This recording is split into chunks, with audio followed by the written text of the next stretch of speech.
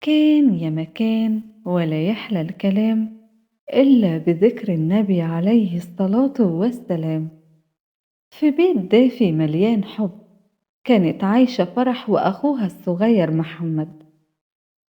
فرح كانت بنوتة حنينة قوي، قلبها أبيض، وأكتر حاجة بتحبها مامتها.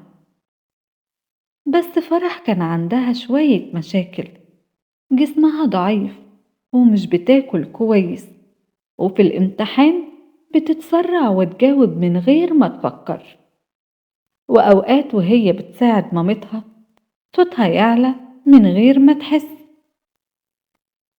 أما محمد فهو ولد طيب وذكي، بس كان عنده سر صغير، مش بيعرف ينام لوحده، لازم ينام جنب مامته.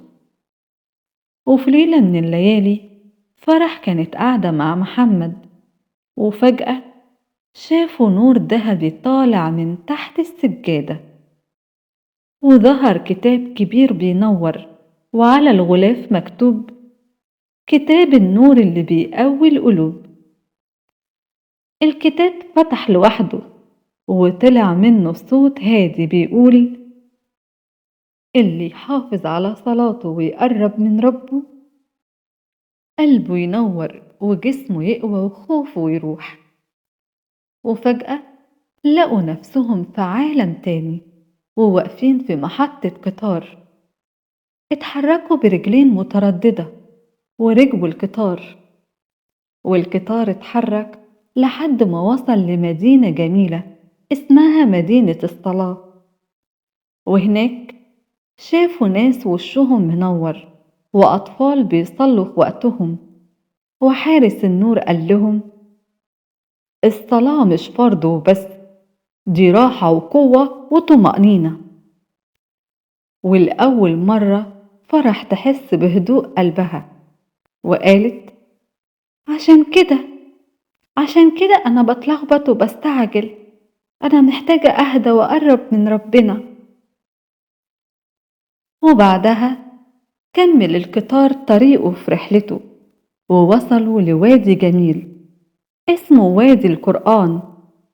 سمعوا القرآن بصوت جميل، وكل آية كانت بتتحول لنور. ومحمد بدأ يقول، وبعدها سمع صوت لطيف بيقوله: يا محمد، اللي ينام لوحده بيبقى شجاع، وربنا بيبعتله ملايكة تحرسه. محمد شد ظهره وقال: أنا شجاع وهقدر أنام في سريري لوحدي. وبعدها استأنف القطار رحلته الجميلة، ووصل لمدينة القوة. وفيها شافوا أطفال بياكلوا كويس، والأكل بيتحول لطاقة ونور. وأميرة المدينة قالت لهم: جسمكم أمانة، لازم تحافظوا عليها علشان تقدروا تساعدوا اللي بتحبوهم. وبعدها استكمل القطار رحلته لآخر محطة، وهي محطة المرآة السحرية. فرح شافت نفسها وهي بتزعق، وشافت مامتها قلبها بيتوجع، والمرآة قالت: الكلمة الطيبة صدقة، والصوت الواطي حب. فرح دموعها نزلت وقالت: أنا بحب ماما ومش هعلي صوتي تاني.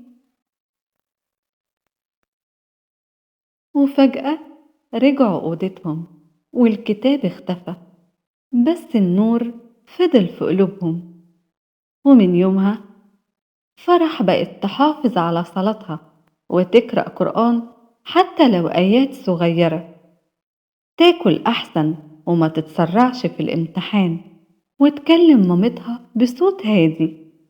أما محمد بقى ينام في سريره لوحده، ويحس إنه حارس شجاع.